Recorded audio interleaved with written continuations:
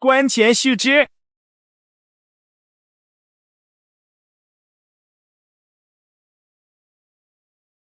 刚刚睡着的关北被一阵不规律的敲门声吵醒。他上了大学后就有了失眠的毛病，今晚好不容易早睡，现在被吵醒的他心情很不好。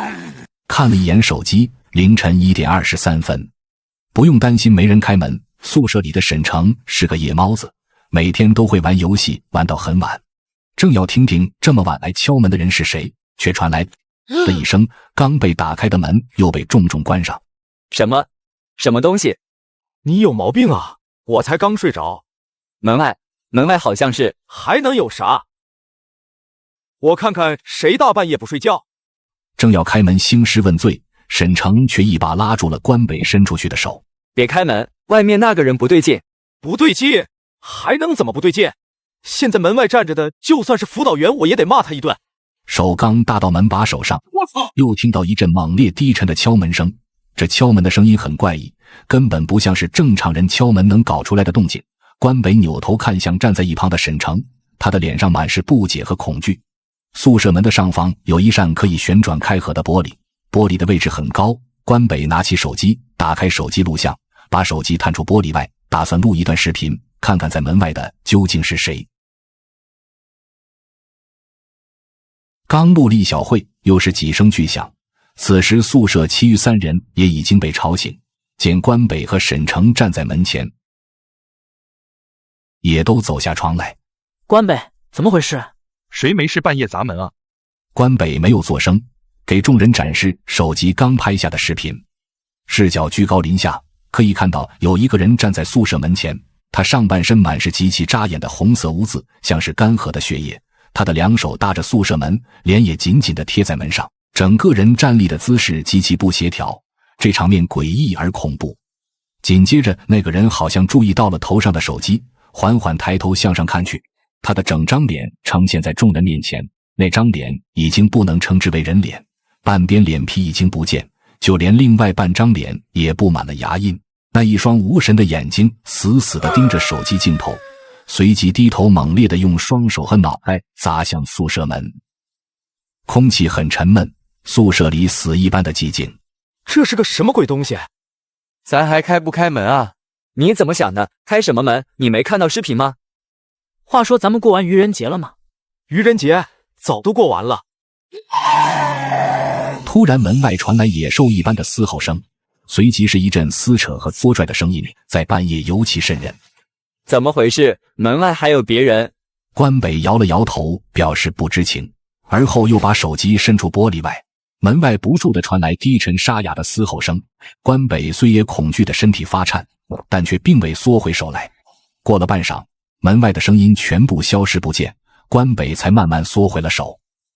点开视频，像是国外的科幻恐怖电影一般，画面里有4个穿着白色防化服的人控制住了那个怪人，合力将那个怪人给扛走了。看着那4个人消失在画面中，关北长长的呼了一口气。那个人是精神病吗？可能吧，考研压力这么大，还真没准出来个精神病，难不成还会是丧尸吗？不对，如果是精神病，那4个人为什么要穿防化服？还有，那个人的脸上有很多牙印，你们看见了吧？就算他是精神病，他自己的嘴能咬到自己的脸吗？其余4人沉默不语，他们感觉到了什么，但是他们不敢往那方面想。事实上，学校已经封校好几天了。虽然学生们在校内依旧可以像往常一样去教室继续上课，但是绝对不可以出校门。这个管控力度比之前的几次都要大。5个人谁都没有说话，陆续回到了床上。关北躺在床上，翻来覆去睡不着，他拿起手机，壮着胆子又看了看刚刚录的那段视频，反复看了几遍。当视频再次播放到那人抬头看向镜头时，关北按下了暂停键，画面定格在那人的脸上。这是……关北瞳孔巨震，拿着手机的手止不住的颤抖。视频里这个少了半张脸的人，他认识。这个人叫郭瑞，关北昨天还见过他，2人是大一认识的。他的精神状态一直都很正常，而且也从来没听说过这个郭瑞有什么反常偏激的行为出现。他只是一个再正常不过的大学生，绝对不可能是精神病。如果他不是精神病，那就只剩下一个可能了。整个黑夜像被扼住了喉咙一般，悄无声息。正常的郭瑞，血肉模糊的半张脸，白色防化服，突如其来的疯笑。关北不敢继续想下去，他相信明天一定会听见合理的解释，一切肯定都没有问题，这个世界一定会照常运转的，一定。第二天正午12点05分，宿舍里的张驰军早早就起了床去教学楼开会，其余4个人到了现在才慢吞吞地陆续起床洗漱。因为今天只有下午2点才有课，所以几个人可以毫无后顾之忧地睡上一上午。此刻4个人坐在自己桌前，因为昨晚的那件事，宿舍里竟然出奇的谁都没有出声。关北率先打破了沉寂。你们说昨晚门外的那个？你们看最新的表白墙，有人在说这件事。几人闻言也迅速打开朋友圈，翻找着最新的那条表白墙。那条朋友圈很容易就可以找到，因为那文字极其醒目。咱们学校里有丧尸。点开视频，里面和昨晚关北录下的视频如出一辙，只是视角不同，这人应该是和他们住一个楼层。事实上，关北早就猜到今早会有人在表白墙上发这件事，那么瘆人的砸门声和嘶吼声，同一楼层的人不可能听不见。关北翻动评论区，想从中找到些线索。想当网红想疯了，大半夜地拍短视频。完了，丧尸要爆发了，赶紧囤货。我昨晚也听到了，还以为是谁喝多了，没想到这么恐怖，看来末世真要来了。还不等关北看完，外面突然传来一阵嘈杂的声音，声音由远及近，那是许多人的叫喊声。几个人迅速走到阳台，拉开落地窗，走向阳台边缘，靠着金属栏杆向楼下看去。学生们现在刚刚下课，本来应该熙熙攘攘的去吃饭，可他们此刻却疯了一般四散奔逃，嘴里不住地发出尖利的呐喊，像钢针一样刺入人的耳膜。宿舍楼前到处都是在跑叫的学生，外面已乱成了一锅粥。阳台上的几人已目瞪口呆，强烈的视觉刺激使得他们的大脑几乎宕机。他们这是在逃命吗？你们看那些人。顺着河为止的方向可以看到，一群面目狰狞恐怖的人追逐着跑叫的学生，即将跑到宿舍楼前。随着他们的到来，之前那些逃跑的学生更加大声地呼喊，几乎已声嘶力竭。许多学生围在宿舍楼门前，如同千军万马过独木桥，前面的人进不去，后面的人上不来，人流已堵在了这里，密密麻麻，人头攒动。很快那些追逐者们扑了过来，按在学生的身上不停地撕咬，几乎是一瞬间，腥臭刺鼻的血腥味就传了上来。楼下的地面已被鲜血染成了红色，而那些被啃咬的体无完肤的尸体，片刻后竟开始剧烈的抽搐，随即以一种极其扭曲诡异的姿势挺起了身子，向其他鲜活的人扑去。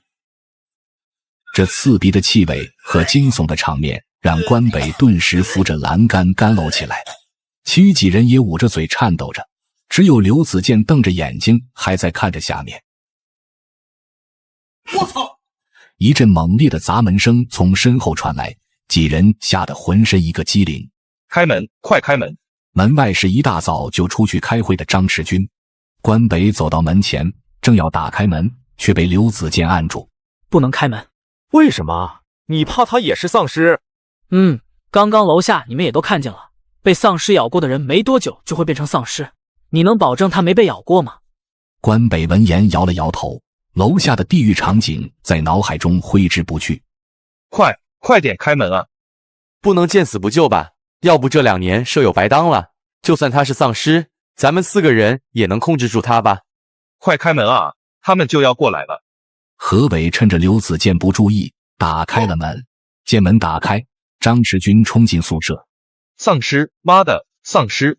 还没等他缓过神来，就被刘子健一把拽了起来，开始对张驰军东抚西摸，检查着他的身体上是否有伤口。子健，有点过了吧？驰军身上根本没有血，哪里来的伤口？舍友一场，用不着这样吧？圣母，别拿你平时的那一套对付现在的情况。我能让张弛君进来已经是给你面子了，你要是嫌活得太长，现在马上滚出宿舍。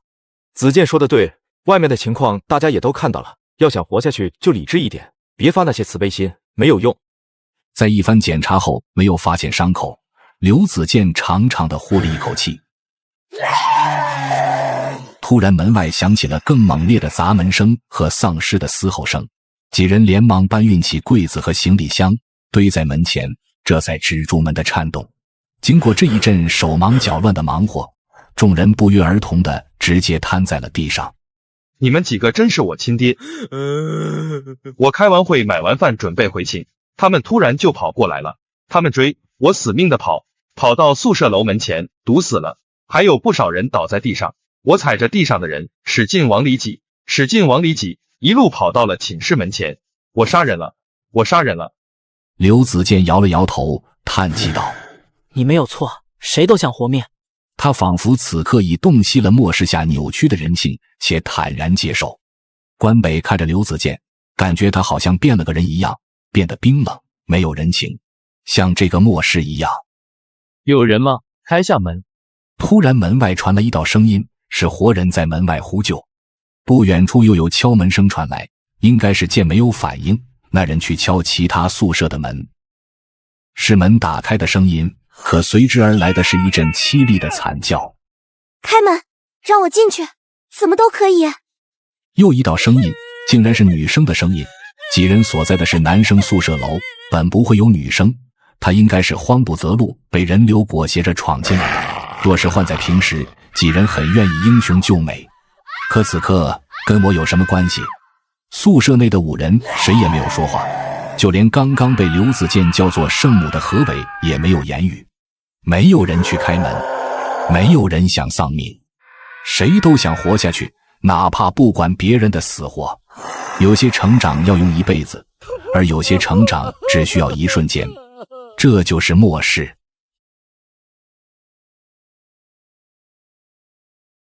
嘶吼声和喊叫声从四面八方传来，5人所在的宿舍仿佛是一座孤岛，是地狱中的一处人间。可现在人间也已成了地狱。关北拿起手机打开，目光立刻被上面的信息吸引。你们看，手机屏幕上有一条标题为纱布病毒的新闻，点开看看。关北点了点头，点开了那条推送，可页面加载了许久都没有打开。没网了，换流量试试。我用的就是流量。几人闻言纷纷拿出手机，他们的手机也全都没有网络。开下灯，看看还有没有电。不用看了，空调原本是开着的，现在已经因为停电自动关了。怎么可能？丧尸才刚刚爆发就停网停电了？不是刚刚爆发，丧尸爆发应该有一段时间了，只是现在才传播到咱们校区。没有网络，没有电源，这代表着宿舍里的5个人几乎已经彻底失去了与外界联络的机会，他们已孤立无援。我们有没有获救的可能？我们所处的 G 市有港口，会不会是这个原因，我们这里成为最先爆发丧尸的城市了？如果真是这样，咱们应该马上就会获得救援吧？玄，就像你说的，G 市是港口城市，同时也是重要的1线城市，哪怕其他地区沦陷了， G 市也应该是重点保护对象之一。更何况咱们校区在郊区，这地方离繁华地带还远得很。病毒既然已经传播到咱们校区了，就说明 G 市的那几个繁华区大概率已经沦陷了。如果军队还在的话，不等这病毒传播到咱们这里来，就会被控制住。你的意思是，连军队都可能已经……也许军队正在前线无暇他顾，都说不定。这病毒的传播速度和发病速度太快了，根本叫人来不及反应，而且咱们也不知道。对了，沈城仿佛想到了什么，猛地冲到厕所，随即冲着屋内的几人叫道：水龙头还能放出来水，咱们是不是应该拿桶接上？可以接，但是只能用来冲厕所。咱们不清楚这个纱布病毒是以何种方式传播的，所以自来水是绝对不能喝的，哪怕洗脸也不行。洗脸为什么不行？黏膜很容易被病毒入侵。关北此刻不得不佩服眼前的刘子健，如果没有他，可能自己连怎么死的都不知道。他现在能做的只有一件事，让自己活下去。现在还不确定是否会有救援，如果有的话，一定要确保有食物和水撑到那个时候。宿舍里的桶装水是关北前天刚换的，现在还剩大半桶，节省的话还够喝上一段时间。大家听我说，咱们把食物都拿出来吧，均分一下，每天饮食定量，能够保证不饿死就行。咱们要尽可能靠着手里现有的食物撑到救援。几人闻言点了点头，纷纷翻箱倒柜，把自己能吃的东西全部都找出来。沈城拿出了几袋坚果，还有几包咖啡粉。何伟拿出了几块巧克力、几袋杨梅干和几包薯片。张弛君拿出了一瓶番茄酱和几瓶酸奶。关北放下了2箱面包、1小箱豆干、几包豌豆。4人把自己现有的食物全都拿了出来，随即纷纷看向一旁的刘子健。面对其余4人灼灼的目光，刘子健眼神冰冷而漠然。我为什么要把我的食物给你们吃？子健啊，你这就不够意思了吧？大家都一个宿舍的，现在共患难，应该互相帮助才对吧？互相帮助？靠你拿出来的那瓶番茄酱吗？我能靠我现有的食物活很长时间，可如果给你们分了，必然会减少我的存活时间。我凭什么牺牲我自己的性命来养你们？你不拿食物可以，摆出那一副臭脸给谁看呢？有话好好说，别动手。石君，几句话就动手，这合适吗？怎么的？他有吃的不拿出来分，他还有理了。关北明白，如果今天刘子健不把自己的食物拿出来，张弛君早晚会再次发难，问题得不到解决就永远是问题。子健啊，你说你的食物多，不愿意分，这我可以理解，但我不也把我那2箱面包拿出来了吗？既然命运让咱们一整个宿舍的人都活了下来，我们就应该抱团取暖，不要没被丧尸吃掉，自己人就先开始内讧了。要我把食物拿出来可以，但是我有一个条件。什么条件？如果没有人来救援我们，那么之后的一切行动都要听我的指挥。没问题，都听健哥的。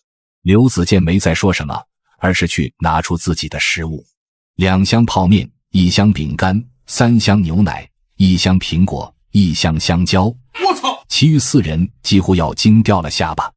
健哥，不对，义父，这些食物省着点吃的话，满打满算应该差不多够坚持1个月。食物和水定量分配，除却吃饭，剩余时间都在床上躺着，节省体力，减少消耗。收到。刚停电，应该还有点热水。先吃香蕉，水果容易坏。吃的不是还有很多吗？石君，这些东西不是给你1个人吃的，是给咱们5个人吃的。如果你不听调配，那你就拿走你的番茄酱和酸奶，咱们各分各的，你可以随便吃你的番茄酱。好吧。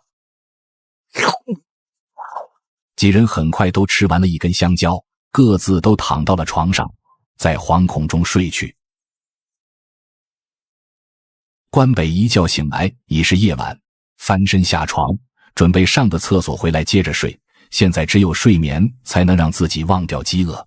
靠近阳台，楼下丧尸的低吼声此起彼伏，这让关北原本有些放松的神经再一次紧绷起来。被饿醒的吗？我操！是啊，确实是饿。肯定啊，1根香蕉顶个屁用。你发现没有？发现什么？声音，这些丧尸的声音。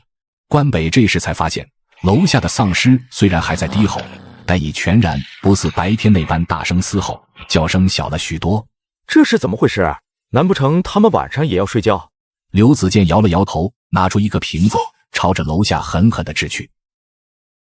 附近的丧尸立马被声响吸引过来，但发现这并不是鲜活的血肉，狮群随即失去了兴趣，渐渐散开。刘子健又朝丧尸丢了一支笔，可这次丧尸竟然不为所动。这些丧尸确实有听觉，但是并不像活人那般灵敏。还有一样东西，这什么玩意？激光笔，前几天快递刚到的。你买这东西干什么？半夜睡不着，刷视频刷到的，冲动消费了。说罢，刘子健对着下方按下了激光笔。夜色漆黑，那光点显得格外引人注目。狮群开始咆哮，一起冲向了那光点。在这无光无声的黑夜中，那突兀的绿色光点仿佛对这些丧尸有着巨大的吸引力。现在你知道这些丧尸为什么晚上没有白天叫的欢了吧？明白了，他们晚上应该是看不清东西，一点激光笔的光源都能吸引一大群丧尸。不只是晚上，你还记不记得今天下午在表白墙上看到的那个视频？就是那4个穿防化服的人捉丧尸的视频。那4个人是先偷偷走到丧尸身后，然后突然袭击捉住他的。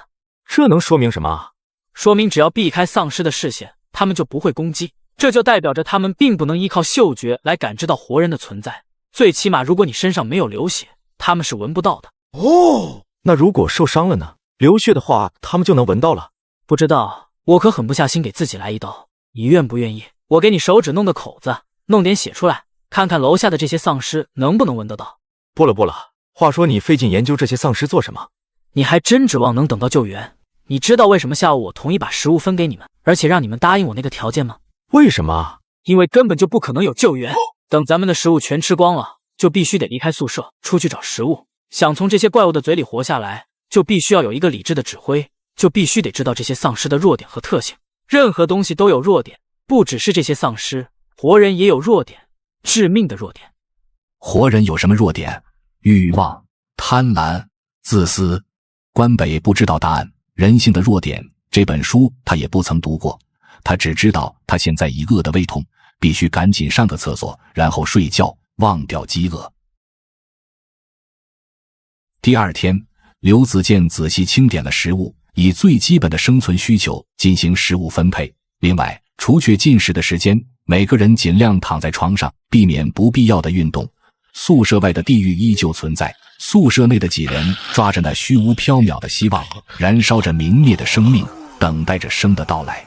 从此刻开始，5个人开始了浑浑噩噩、半睡半醒的生活，吃少的可怜的食物，睡昏天暗地的大觉，做让人流血流泪的噩梦。5个人不停地重复着这一过程，但绝不是乐此不疲，而是无可奈何。第4天，我跟你们拼了！一声巨吼回荡在长马，仿佛要对抗整个末世，随即被吞咽声淹没。关北自始至终都没有睁开眼睛，这种情况已经在这几天发生过好几次。第6天，水龙头已经干涸，自来水停了。第9天，何伟正要从床上下来，却摔倒在地。关北听见动静，迅速起身想下床帮忙。大家，何伟摔地上了，快起来帮下忙。不行，我实在是动不了了。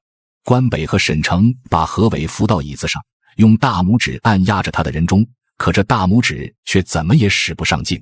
刘子健从食物堆中拿出了一盒牛奶，递到何伟的嘴边。我没事了，可能是低血糖，把我扶回床上吧。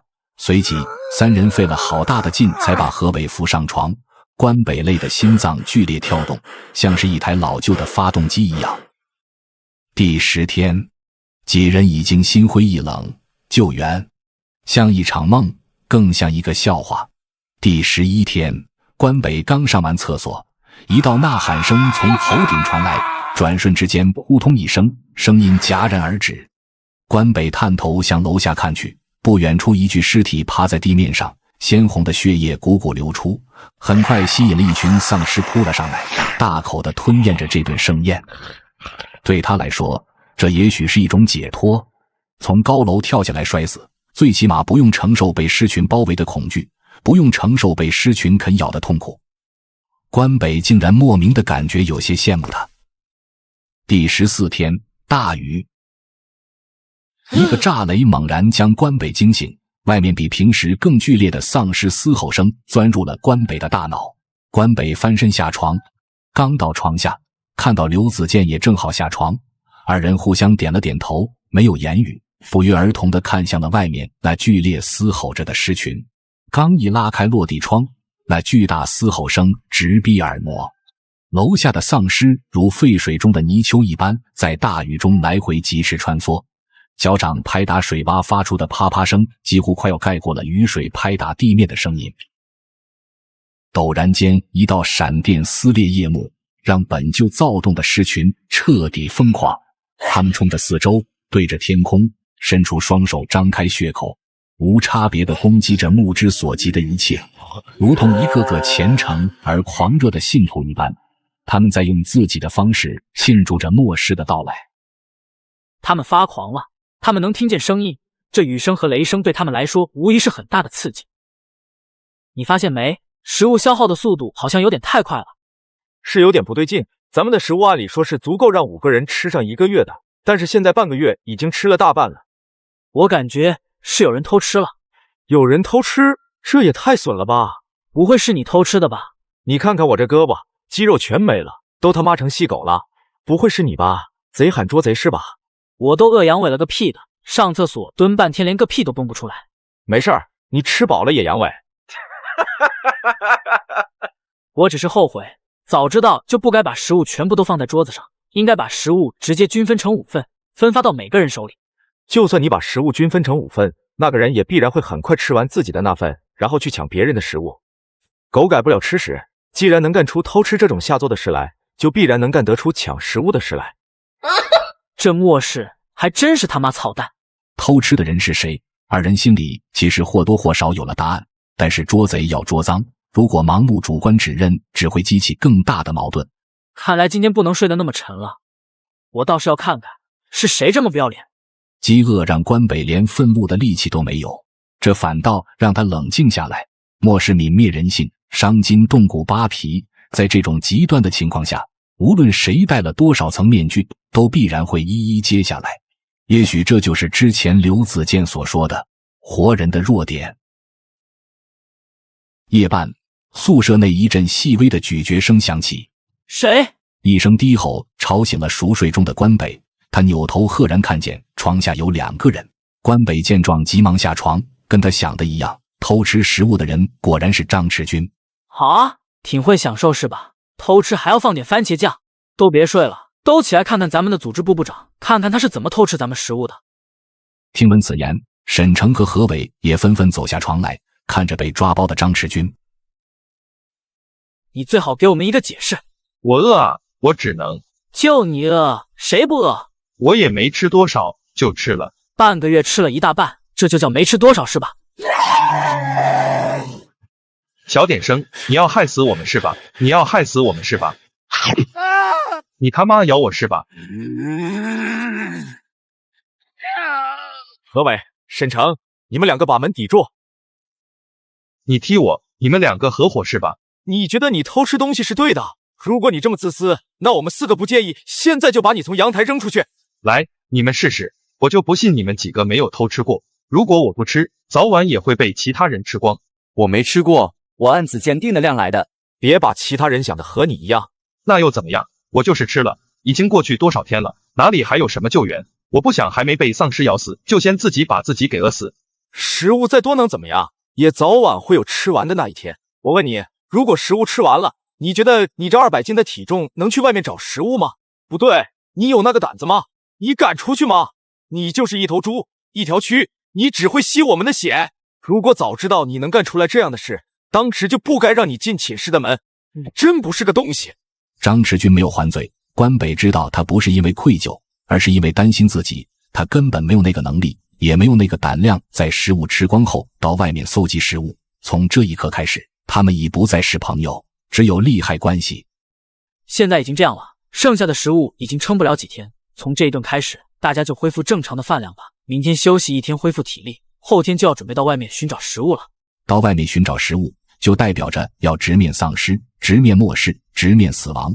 本来这一切都可以延后的，他们可以选择再逃避半个月，但救援的杳无音讯，以及那被偷吃后所剩无几的食物，已经将危机提前，他们无法选择。偷吃食物是我的不对。刘子健点了点头，没有说话。张赤军口蜜腹剑，不过如此。几人咀嚼着面饼，而后吞咽下去。末世咀嚼着人性，在将人性扭曲后，并没有选择吞咽下去，而是作以绝望后返还给他的主人。关北也终于明白了刘子健之前的话，人性啊，真是不堪一击。天已亮了，外面的大雨还在下。关北走下床，看到了角落里的那把吉他。关北拿起这把老伙计，回忆涌上心头，有什么东西仿佛郁结在胸前，不吐不快。他抱着吉他，提起一把凳子，走向阳台。大雨倾盆，关北坐在雨前，在他面前的是无边无际的尸海和无穷无尽的大雨。他坐在地狱前，拨动琴弦。他离家8000里，来到G市读大学。他爱这里赤光灯一样的阳光，蒸笼一样的温度。家乡四野农田，这里钢筋水泥。他爱河道间的泥土味，也爱楼宇间的烟火气。这就是人类，这就是人类对脚下土地的爱恋。人类千年的文明、建筑、典籍、科技、音乐，此时此刻虽然已经被尽数摧毁，但绝不是毁灭，因为还有希望，还有勇气。支撑人类绵延千年的绝不是什么空中楼阁，而是深埋在土地和心底的勇敢。任何时候都绝不放弃，任何时候都绝不认输，任何时候都绝不倒下。流泪、淌血、发狂、嘶吼，哪怕此时此刻人类所面对的可能是人类史上前所未有的巨大危机，关北仍然相信人类一定能赢。只要人类能够秉持着这种信念，就一定能够战胜纱布病毒。哪怕80亿人最后只剩下1人，那也是人类的胜利。关北已不再流泪，他已有了这种信念。虽然末世才刚刚降临，可是在这种信念诞生的那一刻起，就已经宣告结束。从关北开始，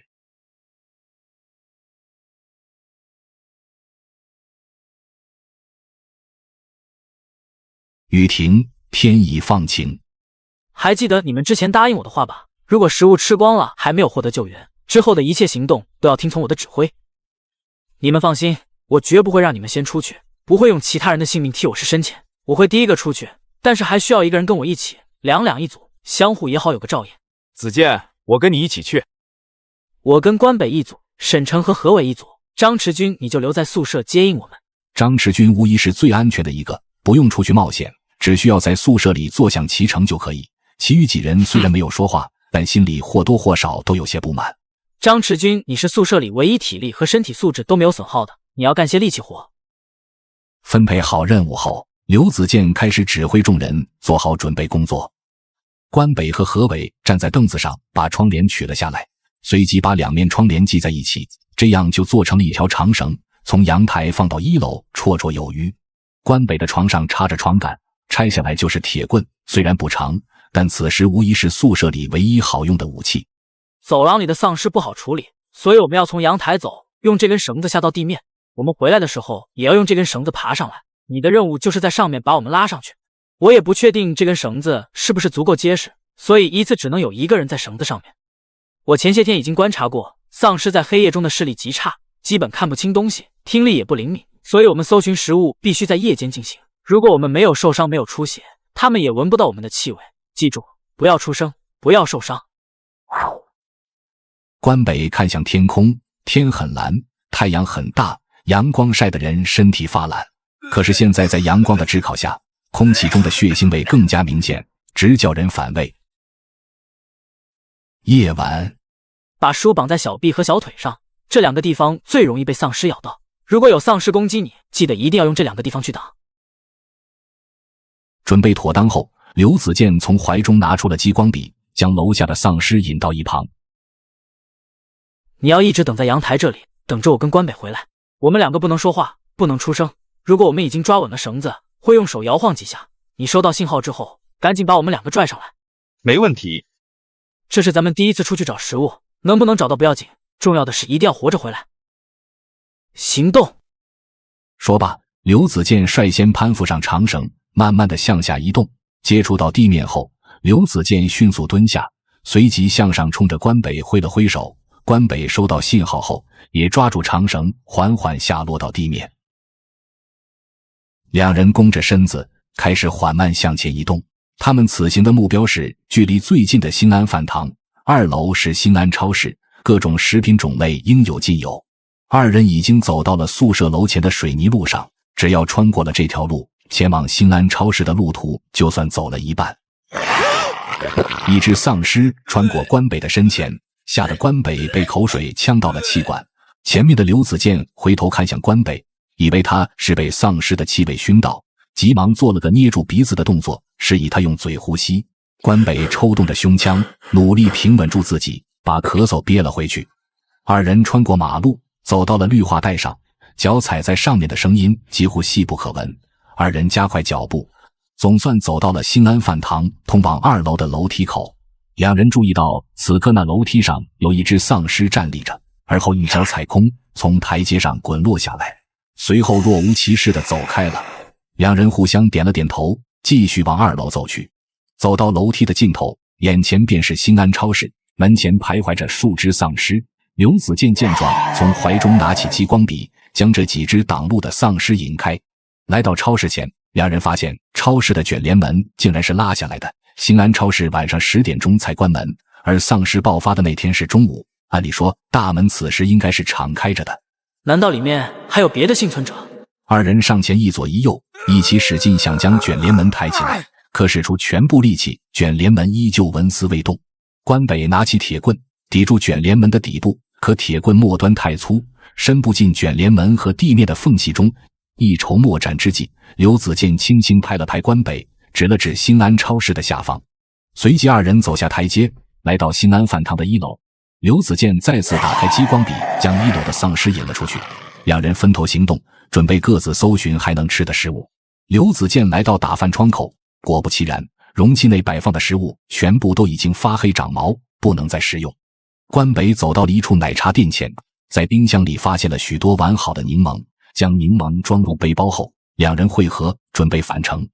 有了来时的经验，两人返程快了许多。此时宿舍楼前重新聚拢了不少丧尸，刘子健故技重施，用激光笔将丧尸全部引开后，两人迅速向宿舍阳台的方向走去。来到阳台下方，晃动长绳，阳台上的3人立刻会意，陆续将两人拉了上去。只有柠檬吗？这东西填不饱肚子啊。没关系没关系，能平安回来就好。没办法，兴安超市的门打不开，这些柠檬还是在奶茶店里翻出来的。我们怀疑兴安超市里面可能有别的幸存者。还有别的幸存者？他们占了一个超市，那不是要吃有吃，要喝有喝？应该是这样的，那天丧尸爆发的时候，有人躲了进去，从里面把卷帘门给拉下来了，卷帘门只能从外面锁上。我看了，外面根本没锁，如果有撬棍之类的东西，肯定能从外面把卷帘门给撬开。可是咱们在宿舍，上哪去找撬棍？有办法，这个床杆是空心的，只要把床杆的一头砸扁，就能当撬棍来用。还有我的这个哑铃，可以当锤子砸。说罢，关北拿起哑铃砸向床杆。关北，继续砸，我们来抵住门。关北闻言不再留手，连续捶打，终于将床杆的一端砸扁，门外的丧尸也渐渐平息。明晚还是我跟子健一起去，我们2个已经去过一次，熟悉流程。沈城、何伟，你们下次再去。明晚不能大意，超市里面的也未必就是活人，只要躲进去的人里面有一个被丧尸咬到过，那里面的人估计都很难幸存。明晚再去的路上，如果近距离遇到丧尸，就屏住或者放低呼吸。我刚才看你走到一半忽然捂住口鼻，是被丧尸身上的臭味熏的吗？不是，我是被口水呛到了。下次注意，你要是真弄出点什么动静，我是救不了你。一定，大家来吃柠檬吧，味道是差了点，就当补充维生素了。几人啃着柠檬，酸得龇牙咧嘴，但没有人吐出来，而是全部都咽了下去。他们必须咽下去，想活下去，就必须吃下一切对人体有益的东西。次日深夜，宿舍内的食物在白天已经近乎吃完，能否获得食物补给，就看今晚了。这几天食物的摄入量很充足，再次攀附到长绳上时轻松了不少。两人下落到地面，开始沿着昨晚的路线前进。二人俯着身子绕过丧尸，关北有了上次的经验，压低呼吸，不让自己被丧尸身上那令人作呕的气味影响。走到新安饭堂，刘子健用激光笔引开2楼的丧尸，两人再次站在了新安超市紧闭的卷帘门前。关北抵住卷帘门，缓缓发力，卷帘门顿时被撬开了一个缝隙。随后2个人一起握住卷帘门底部，奋力向上抬去。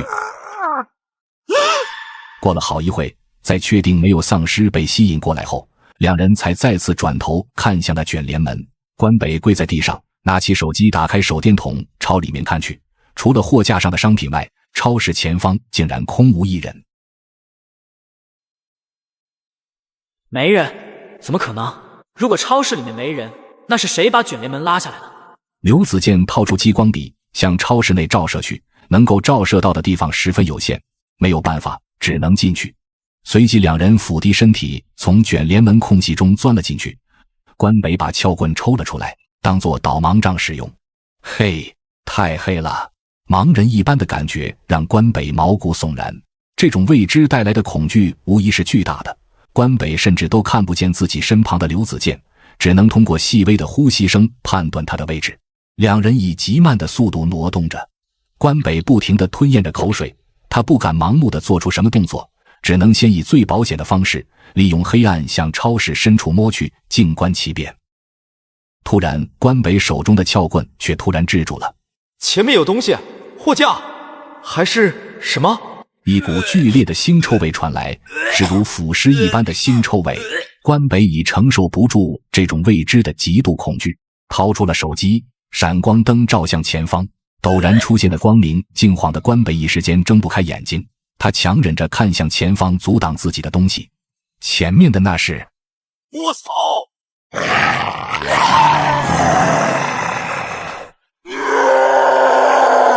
关北瞪大了眼睛，连呼吸都已忘记。完了，完了，完了！跑！两人迅速向卷帘门冲去，超市内的丧尸纷纷向两人追来。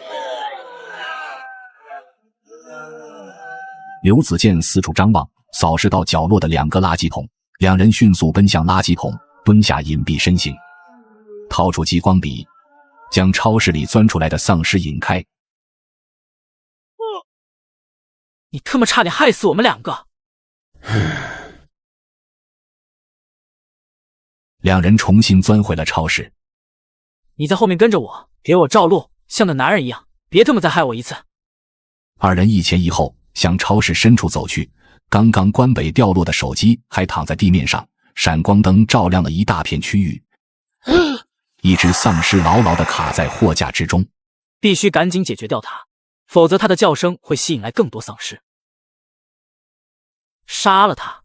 关北闻言愣住了许久，虽然他已经变成了一只丧尸，可他还是一个人。这么做不是剁死一只鸡，或是踩死一只蚂蚁，而是杀掉自己的同类。刘子健从关北手中拿过撬棍，对准了货架中丧尸的嘴巴，狠狠戳了进去。我知道你害怕，我也害怕，我也知道这是杀人，但是你要明白，他们已经不再是人，不再是我们的同类了，他们是丧尸，是吃人的怪物。从他们感染纱布病毒的那一刻起，他们就已经死了。关北接过刘子健递过来的撬棍，走向丧尸，用力捅进了那丧尸的眼睛，一下又一下。他再一次死了。第一次是感染纱布病毒时，他作为活人的身份已经死亡；第二次是现在，他作为丧尸的身份也已经死亡。跟电影里演的一样，破坏掉丧尸的大脑就可以彻底杀死他们。万幸这些怪物是可以被杀死的，万幸。为什么会发生这些？为什么我要杀人？这该死的纱布病毒！刘子健拍了拍关北，没有说什么。他知道面对这种程度的刺激，如果不哭出来，人肯定会崩溃的。他看似冷血，看似冷静，看似理智，实际上都是因为他早就预想到了这些情况。这末世绝不仅仅是逃命那么简单，他无时无刻不在改造着人，把活人变成丧尸，把善良变成残忍，把人性变得扭曲。他无时无刻不在吃人。刘子健摸了摸脸，他的眼泪也已经夺眶而出。待到泪已流尽，两人瘫坐在地上。关北从货架上取下一包薯片，打开拿起一枚薯片放进嘴里，久违的味道在他的味蕾上猛然炸开，他不受控制地将一整袋薯片一扫而空。吃完薯片，关北走到冰柜处，取下了一瓶汽水，汽水中二氧化碳带来的爽口让关北感到飘飘欲仙。关北美美地打了一个嗝，仿佛回到了从前。吃饱喝足后，关北和刘子健往书包里面装着食物，直到几乎已经塞不下为止。两人走出新安超市，慢慢将卷帘门拉了下来，开始返程。回去的速度慢了许多，书包装得太满，为了避免书包内的食物包装相互挤压发出声响，二人不得不刻意放缓脚步。来到阳台下方，两人将铁棍放到一旁，先将书包绑到绳子上，让楼上3人拉了上去，然后才轮流握住长绳回到宿舍。我操！竟然这么多，你们2个太行了。兴安超市里面全是吃的，这回短时间内不用担心食物的问题了。关北，我记得你昨天不是说兴安超市里面可能有幸存者吗？怎么样？里面什么情况？关北和刘子健闻言浑身一颤，恐怖惊悚的回忆再次袭上两人心头。破坏丧尸的大脑，可以杀死他们。其余三人听见这一句，瞬间明白了些什么。有食物吃，有水喝，如果可以一直这样活下去，也还不错吧。关北和刘子健带回来的食物很快就被吃完，今夜轮到何伟和沈成外出搜集食物。你们两个不用害怕，那些丧尸晚上就是瞎子，只要你们两个不出声不受伤，就肯定没问题。哪怕你们跟他们亲嘴，只要不伸舌头，他们也绝对发现不了你们。我跟子健的铁棍就放在阳台下面，你们落地就能看到，末端扁平的那个可以当做撬棍来用。新安超市的卷帘门已经被我拉下来了，里面是安全的，不用担心里面会有丧尸。等你们拿完食物后，记得把卷帘门给关上。回来的时候记得控制好自己的姿势和步伐，不要让书包里的食物包装相互挤压发出动静。这个激光笔你们之前也见识过了，如果有丧尸挡住了你们的路，就用这个引开他们。记得省着点用，只要丧尸被引开了就赶紧关掉。这个激光笔不能用充电宝充电，一旦没电就成废品了。谢谢。夜色正浓，是时候出发了。何伟的心脏还在剧烈的跳动，强忍住身体本能的无力感，攀附长绳下落到地面。沈成也紧随其后。楼下的狮群已经被激光笔引开，两人俯低身子，压低脚步，开始向前走去。因为恐惧，两人并未选择如关北和刘子健那样一前一后的前进模式，而是一左一右并列前行，速度极慢极慢。等到两人走到宿舍楼前的马路上时，几只丧尸向两人的位置走了过来。继续走，别停。可马路旁的两人见到丧尸不断逼近，速度竟然更慢了。绕开他，绕开他！可是此时何伟和沈成两人非但没有绕开丧尸，反而站在了原地一动不动。因为极度的恐惧导致身体僵直了。关北，就像你之前在新安超市里的情况一样。激光笔，用激光笔啊！完了，完了！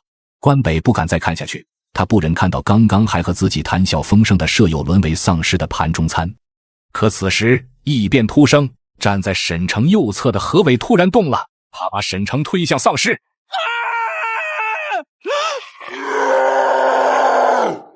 赶紧过来抓住绳子，准备拉人！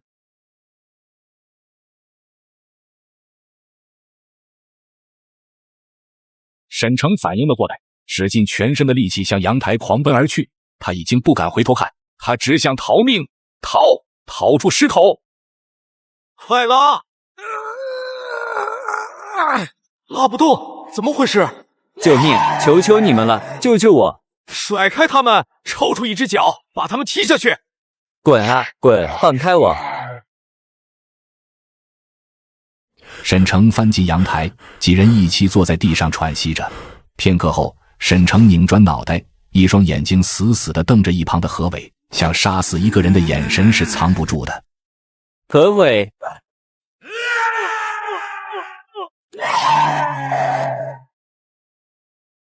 放开我！放开我！我要杀了他！别他妈喊了！你听听，你想把我们都害死吗？一个耳光让沈成的理智重新占据身体，听着丧尸的砸门声，他顿时感到遍体生寒，蜷缩在角落里。沈成呢？沈成，何伟欲言又止，有什么好解释的呢？他还能说些什么呢？已经发生的事永远无法改变。他何伟就是为了自己能活下去，将沈成推向了死亡。这满身的过错和鲜血是绝对无法洗清的。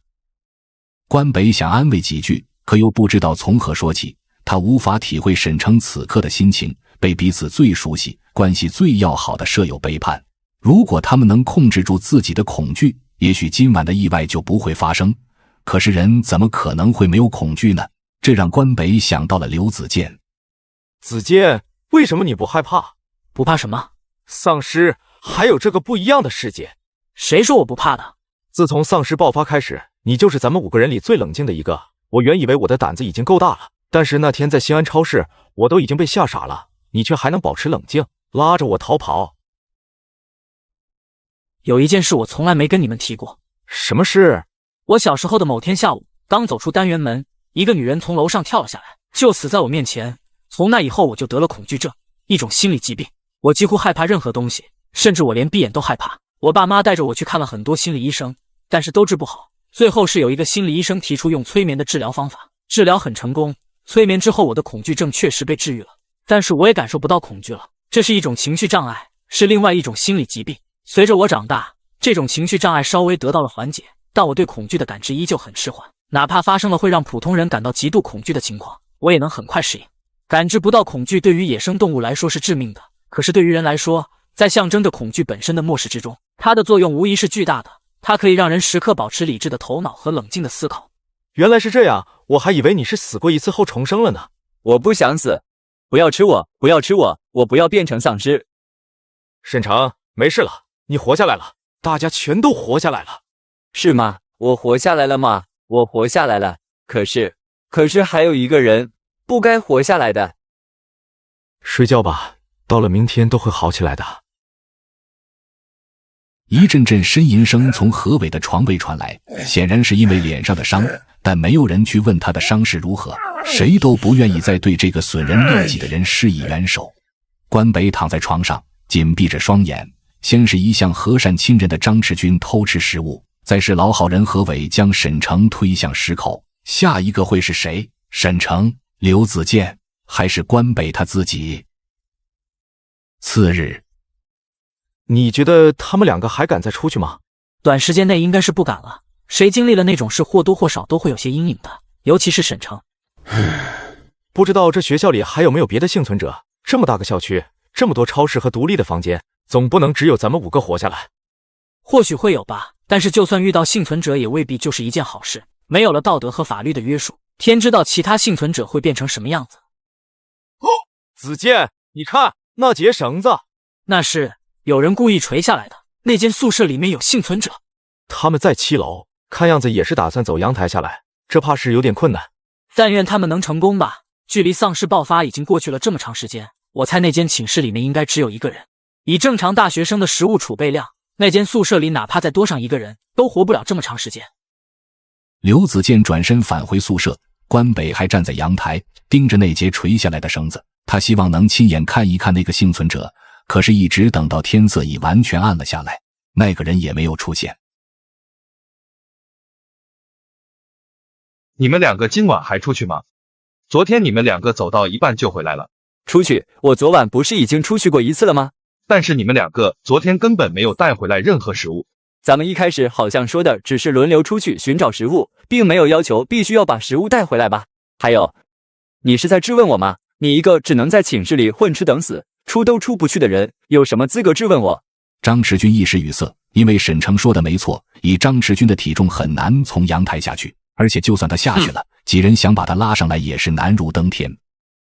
如果你们两个太害怕，那就改变组队方式，我跟何伟一组，关北跟沈城一组。我跟关北已经出去过2次了，有些经验。我们两个分别带着你们两个，你俩只需要背好书包装好食物就可以了，这样总行了吧？不用了，我谁也不相信。那你就再也不出去了，就在宿舍里面窝着。等轮到我，我会自己一个人出去。算了，关北，咱俩再走一趟。两人做好准备，用激光笔引开丧尸，随后下落到地面，很快来到了兴安超市。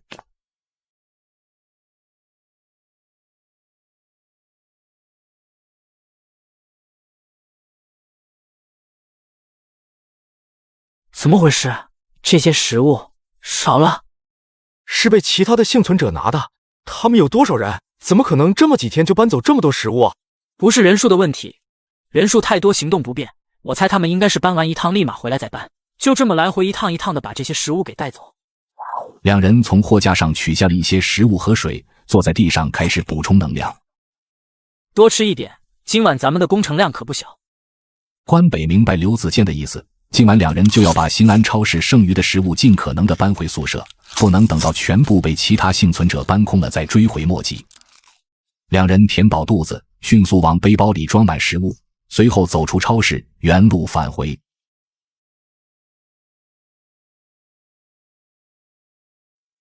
发生什么了？不是，别问，没时间解释。我们两个到阳台下面之后，我会把书包绑在绳子上，你们把书包拉上来，把里面的食物全部拿出来，然后再把书包绑回绳子上递回给我们两个。记住，速度要快，别慌，别发出声音。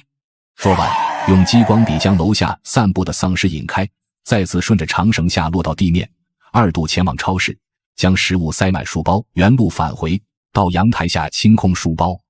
时间在1分1秒的过去，两人一直在重复着这个过程，往返了6次，超市内的食物终于被两人搬走了一半。休息一会，不行了，太累了。马上凌晨1点，咱们休息一会继续搬，应该能赶在天亮之前搬完。差不多了，起来接着干活。第10趟，由于体力严重透支，两人几乎每走2步就要休息一下，这毫无疑问极大地拖慢了两人的行走速度。时间在他们沉重的脚步下飞速流逝，天快亮了。第12趟，两人终于搬完了兴安超市内剩余的全部食物。回到阳台，将书包送上去，两人用尽最后一丝力气抓住长绳上楼。怎么回事？昏过去了？应该不是昏过去了，是因为太累睡着了。你是瞎了吗？不知道来帮忙。三人合力把关北和刘子健抬回各自的床上。两人从早晨一直睡到了下午。关北一觉醒来，瞬间感到腹中无比的饥饿和干渴。他走下床，看着眼前的景象，忍不住点了点头，露出微笑。子健，别睡了，下来吃东西。啊，怎么回事？我刚睡着。你是猪啊？咱俩都睡了1天了，已经下午了。我去，这么久了。不行，我还得再睡一会。别睡了，你不饿啊？赶紧下来看看咱俩的成果。你这么一说，我确实饿了。这么多，没毛病，还得是咱俩。你这球没白打，我这身也没白健。等以后生活正常了，咱俩还得接着练。大家都过来一下，我说点事。你们知道我跟关北今天凌晨为什么冒着生命危险搬运这么多食物吗？因为兴安超市几乎已经被别人搬空了，现在寝室里的这些食物就是超市剩下的全部了。所以现在咱们校区里的资源已经不再是咱们独享的了，还有其他幸存者跟咱们争抢这些食物，而且无法确定他们的人数。为什么是争抢？不能分享食物吗？分享食物和饮用水的数量是有限的，给别人一份就代表自己会失去一份。你愿意把自己的命拿去给别人分享吗？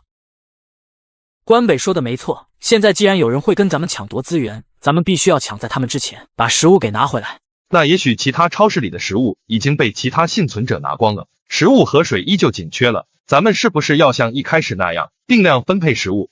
你说的没错，你想怎么分？我提个建议啊，只是个建议，我觉得这次的食物分配应该人性化一些，按照体型或者食量分配。比如像沈成和何伟这种体型本来就小，而且平时饭量少的人，可以少分配一些。所以像你这种体型大、食量多的肥猪，就应该多分配些食物，对吗？张驰军，你是以为我们几个人的脑袋里装的都是屎吗？我都说了就是个建议，既然你们觉得不好，那就算了。不用再定量分配食物了，现在已经不是待在宿舍等待救援的时候了，咱们要尽量保持体力充沛，别饿着，但也别吃撑了，吃个7、8分饱就可以，别浪费食物。明白，正好我少吃点减肥，等瘦下来了跟你们一起出去找食物。哼，子健，你跟我来。你看，之前那根绳子变长了，现在已经到第3层楼的阳台了。以这个速度，估计那个人很快就能下落到地面了。但是如果他在晚上顺着绳子下来，必须赶在天亮之前找到庇护所，否则必死无疑。先不去想他了，吃点东西吧，我快饿死了。我刚才看到食物堆里还有啤酒，一起喝点。走，干了。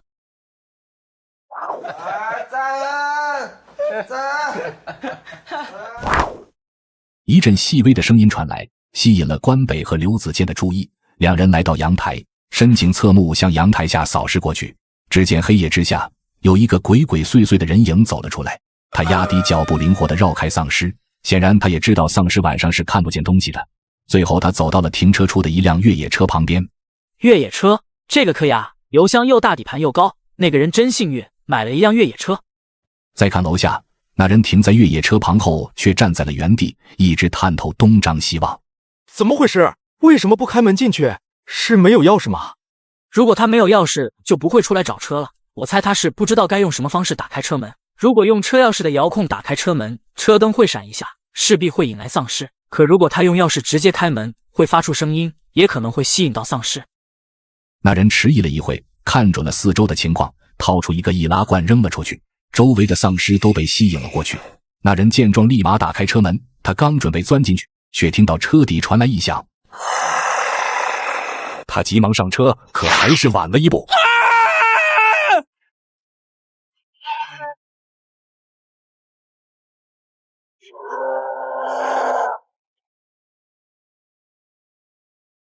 他被咬了，走不远了。话音刚落，越野车便停在了马路中间。那人没能逃出去，他在自己的车里变成了丧尸。可惜就差一点，只差那一点。如果没有那只藏起来的丧尸，此刻他已经驾驶着自己的越野车冲出学校。关北看着楼下，眼神中满是可惜与失望。那辆车冷冰冰地停在那里，仿佛从未被启动过。穿过宿舍楼前的空地，沿着马路一直向东走。走到尽头后，顺着楼梯上去，这一大片平台便是山北小馆。虽然山北小馆里面的食物量极少，但是这里售卖椰子，而且存量极大。5个人接下来的行动目标就是这家山北小馆。因为之前沈城要求自己一个人出去寻找食物，所以按照顺序，今晚应该是沈城或者何伟单独行动。关北，你帮我绑一下。你真的打算一个人去？是，我真是害怕了，我不想再被别人害一次了。现在我谁也不相信，我只相信我自己，哪怕我死在外面了，也是我自己的事，与其他人无关。关北，那种滋味实在是不好受。关北明白他说的是什么，原本以为在这残酷末世里可以信任的人，却毫不犹豫地出卖自己。可能与沈城那天表现出来的愤怒相比，他心里更多的是难过吧。一路小心。上次是第一次直面丧尸，太害怕，这次是第2次了。你放心，我胆子没那么小。说罢，沈城大步走向阳台，从刘子健的手中接过激光笔，将阳台下的丧尸引开。等一下，我跟你一起去。呵呵，你跟我一起去，还嫌害我害得不够惨。我没死，你不放心是吧？你是不敢明晚自己一个人出去搜集食物，拉上我做垫背的吧？不是，上次的事是我不对。上次是你不对，所以你这次就要再害我一次，是吗？不是，这次我走在前面，你跟在我后面。你放心，我绝对不会再害你了。你爱走哪里走哪里，跟我有什么关系？我只完成我该完成的事，你去不去跟我毫无关系。沈城翻过阳台栏杆，攀附在长绳上，向地面落去。待沈城落地后，何伟也毫不迟疑地攀附上长绳。下落到地面后，他拦住了沈城，自己走在了前面。两人一前一后缓慢地移动着。阳台上的3人同时揪紧了心，神色凝重地注视着何伟跟沈城。今夜的月光极其明亮，楼下的景象清晰可见。关北不经意间向对面宿舍楼瞟了一眼，那根7楼垂下来的绳子已经接触到地面。你们看，他成功了，他竟然真的做出了这么长的一根绳子。但长度只是第一步，希望他做的这根绳子足够结实。与此同时，楼下的何伟跟沈城两人已经走到了马路上，两人上次出事的地方。迟疑片刻之后，两人挪动脚步，绕开丧尸继续前进。楼上的3人纷纷松了口气，只要迈出了这一步，剩下的路途就容易得多了。希望他们2个能平安归来。山北小馆里的情况现在还是未知，里面可能挤满了丧尸，也可能躲着不怀好意的幸存者，怎么处理，全看他们2个的随机应变了。时间在1分1秒的流逝，阳台上的3人迟迟没有看到何伟跟沈城回来的身影，几人的心里愈发忐忑不安。快看，在哪？没看到人啊！不是沈城和何伟，你看那里。只见那根垂到地面的长绳上，此刻赫然攀附着一道人影，是那个幸存者。他吊在半空中，缓慢地向下方挪动。关北紧张地注视着那个幸存者的一举一动。关北，你恐高吗？算是吧。怎么，你不恐高啊？你要是也掉在7楼，你肯定得吓尿了。忘了你有情绪障碍了。就算有情绪障碍，我掉在那么高的地方，肯定也会感到害怕。没有经受过训练的普通人，如果被吊在那么高的地方，只要往下看一眼，身体就会因为恐惧本能地感到无力。就算不因为恐高而双手发软，从这么高的地方下去，普通人也很难支撑吧？他为什么不进其他楼层的阳台休息一下？休息不了，他无法确定那些寝室里面有没有丧尸，翻进阳台可能会弄出声音，刺激到那些寝室里面的丧尸。还有一点，如果他翻进其他寝室休息了，那么他可能短时间内都没有勇气再爬上绳子了。那样的高度，带来的心理阴影肯定不小。既然这样，还不如一鼓作气，直接一次性下到地面。几人说话间，那人已经过了5楼阳台，正向4楼挪去。突然那人下滑了一大段距离，显然是因为双手脱力。关北的额头上已经出了一层细汗，幸好那人及时发力抓住了绳子，要是从上面摔下来，不死也会吸引到丧尸。你们看那边2道身影正在马路上俯身缓慢移动，是何伟和沈成回来了，准备拉人。走在前面的何伟瞄到对面宿舍楼上，突然身体一颤，停下了脚步。沈成眼见何伟的异常反应，也循着他的目光向上方看去，也是身体抖了一个机灵。看别人干什么？赶紧往回走啊！2人看清那半空中的人影后，随即转头看向阳台的方向。关北急忙挥手示意，2人这才继续俯身沿着马路向前走。真服了，本来他俩就容易出事，还在那看。你刚才没看啊？我看你刚才可是看得比他俩还起劲啊！那能一样吗？我这是安全的地方，他俩在楼下站着不动，被丧尸碰到怎么死的都不知道。皇上不急太监急，行了，别说了，他俩快！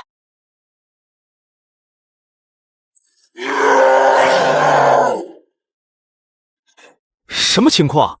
是那个掉在半空的幸存者，他摔下来了。关北望去，此刻一大群丧尸正嘶吼着向对面宿舍楼蜂拥而去。在对面宿舍楼底的地面上，赫然直挺挺地躺着一个人，而何伟跟沈成所处的马路就在2栋宿舍楼中间。妈的，完了！完了！完了！正绝望间，一道绿光骤然激射而出，是刘子健交给沈成的激光笔。但与预想中的情况不同，仅只有一小部分丧尸被激光笔引到一旁，丧尸已经扑到面前，避无可避，无路可逃。沈成收起激光笔，拿起铁棍，逆着狂奔过来的尸群，向着阳台的方向开始移动了过来。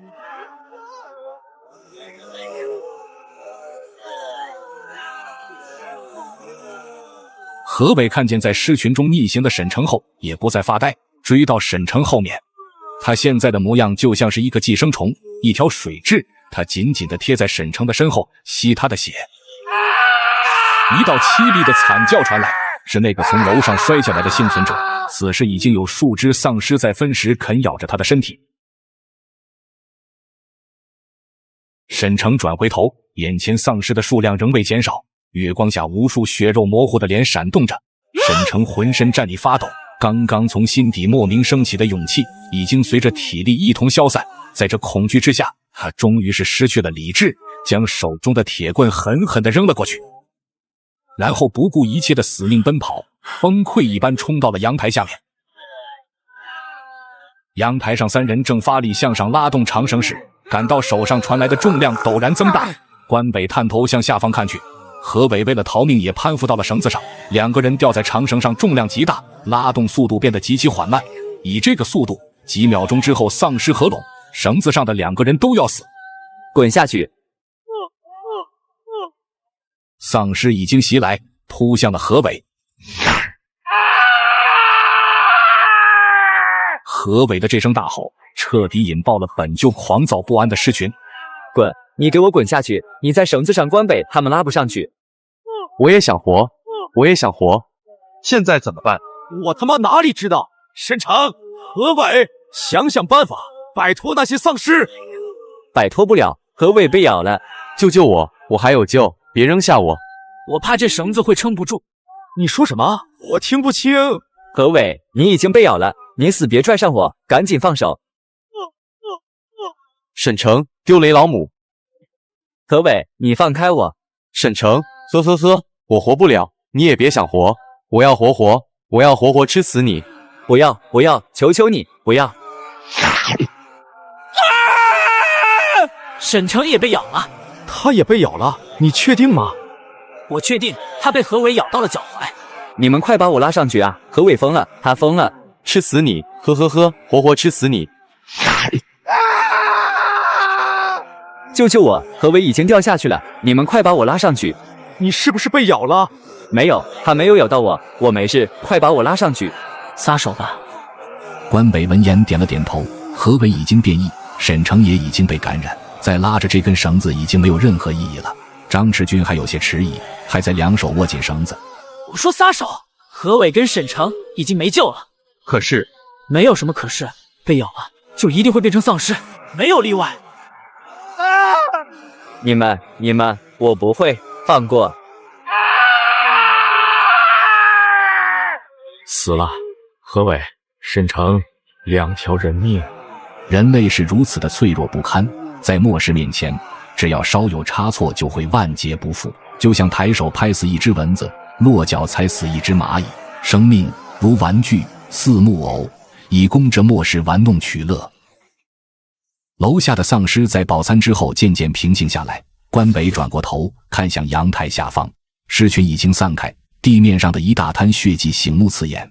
月光下闪动着的无数张脸中多了2副新面孔，何伟和沈城，他们已经失去了人类的身份，扭动着头颅低声吼叫。何伟跟沈城死了，这回少了2个人跟你分食物了。没有，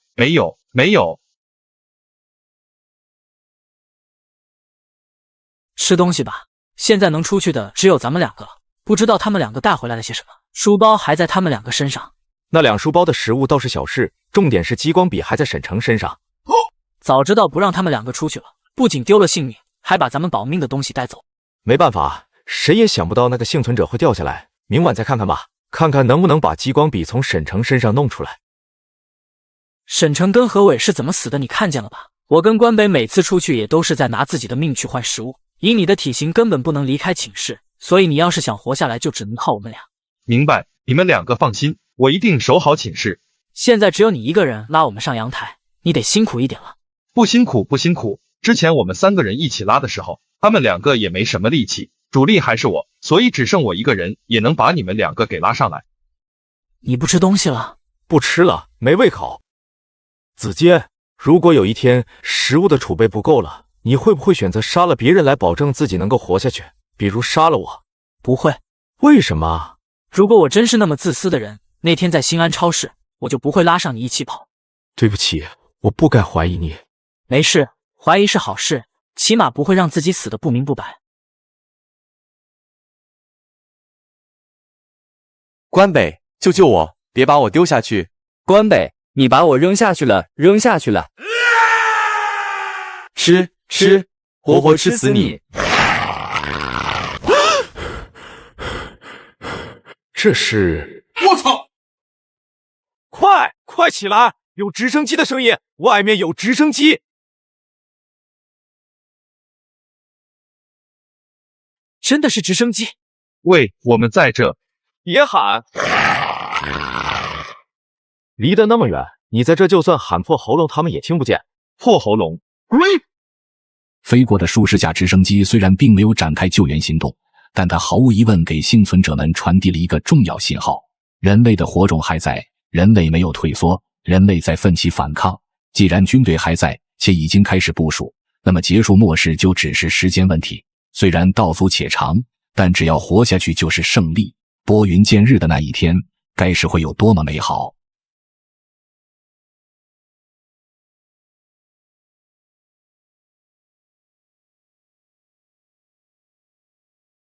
战友们，准备好了吗？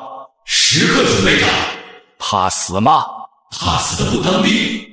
好，拼将10万头颅血，需把乾坤力挽回。拼将10万头颅血，需把乾坤力挽回。拼将10万头颅血，需把乾坤力挽回。拼将10万头颅血，需把乾坤力挽回。把属于我们的土地从纱布病毒的手里夺回来。关北还在注视着天空，骄阳刺眼。他站在阳台上，久久不愿返回寝室。刚刚从头顶飞过的那些人，不仅仅是最值得信赖的人，更是这片土地的希望。还看呢？回去接着睡吧。晚上咱俩还得出去玩命，可别还没等到他们来救咱们，咱们先死在外面。你说他们能成功吗？不知道，这纱布病毒比任何一种武器都要可怕，但是咱们要相信他们。I can't believe a machine gun sings. Drive by. Drive